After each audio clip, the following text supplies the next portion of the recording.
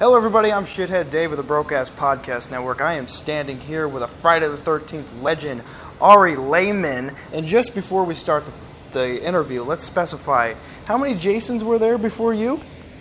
None. None.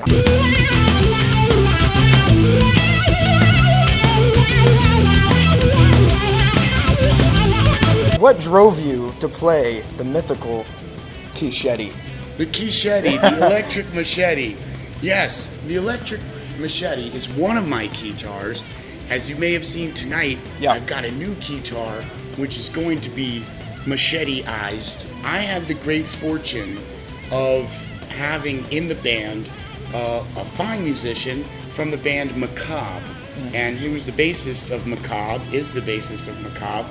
And they had a hiatus for a short time, and he came to First Jason and played with us for a year, and he's on our first album called Jason Is Watching. Oh, nice. At first, I was just singing, and every time we would play together, he was like, man, you're a keyboard player. You got to get this keyboard up in the band. Yeah. I mean, and he would call me up like at 2 in the morning, like, when are you going to get the keyboard? You know, like, finally, just almost, I had been working on some soundtracks.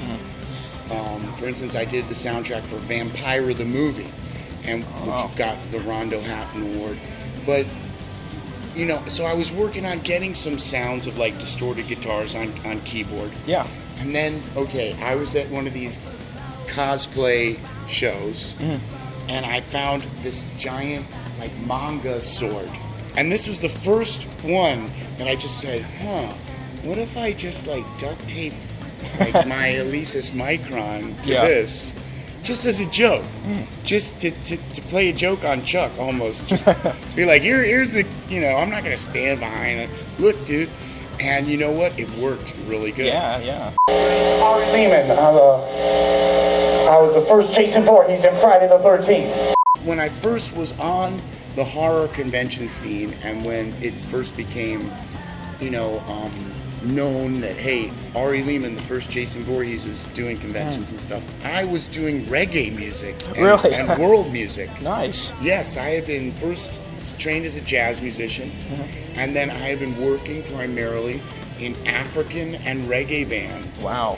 And it was a thrill. Yes, I got to travel to Europe, and I even got to travel to West Africa and play with some of the top reggae musicians. And you can even see on YouTube where I'm playing at some of these big reggae festivals, and it's wonderful. That's crazy, yeah. But I got to the horror scene, and it became clear to me that, maybe reggae wasn't exactly where they live. That would be an interesting soundtrack for a horror film. So maybe it could be done, but I just decided, you know what, I'm going to hit them. I'm going to try to hit them where they live. And, And I went back to my roots where I remembered, I went to New York University.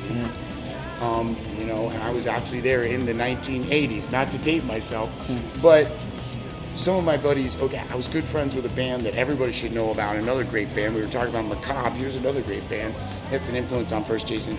It's called Reagan Youth. Oh, and people should know about Reagan Youth. What a great, amazing thrash punk band with hardcore sound and a New York hardcore thrash sound, just awesome. Yeah. Like, I don't know if you're familiar with the punk rock. Yeah. Because I saw in an interview that you're from Connecticut. I was born in Connecticut. Yes. So I'm aware of the scene out there. Yeah. I was born around New London. Oh, awesome, dude. I was just up in Waterbury doing a show nice, there. Yeah. Yep. Connecticut Horror Fest. Yep. It was awesome.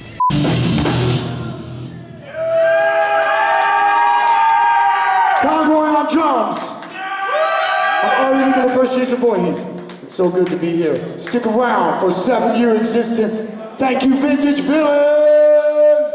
Thank you for coming to Danville, by the way. Nothing fucking happens here. Well, thank you. You rocked the house, man. That was a kick-ass show. Thank you. Yes. I'm glad you liked it. Yes. Just one more question. Okay. You are a fan that the franchise has gone on and on and on, Yeah. right? Baghead or Hockey Mask? Well, I mean, I do see. I do believe. See, and it was my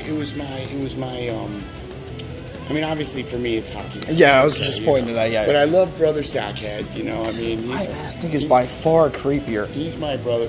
Well, yeah, and now they're doing the town that dreaded sundown again. Yeah. And you know, but I think there's just, you know, who knows what it is about the hockey mask that is Jason. But you know, my feeling on it was that even when they handed me the script and it said Alice's dream, I said, this isn't a dream.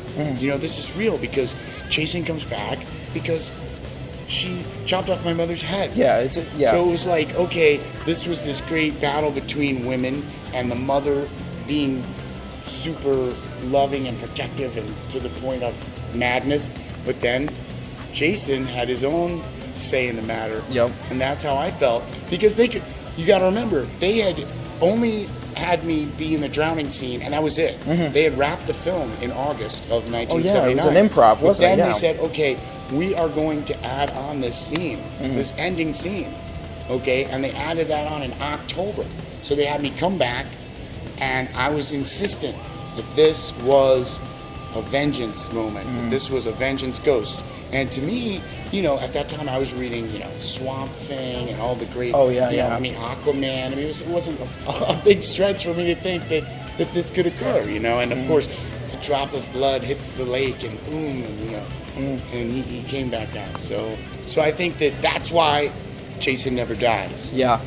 And if it wasn't for that scene, do you think there would have been any sequels? Because well, how could that gave hope to it. That, you know, it's amazing that scene, which was not in the original script, and it's almost like a different movie at the end.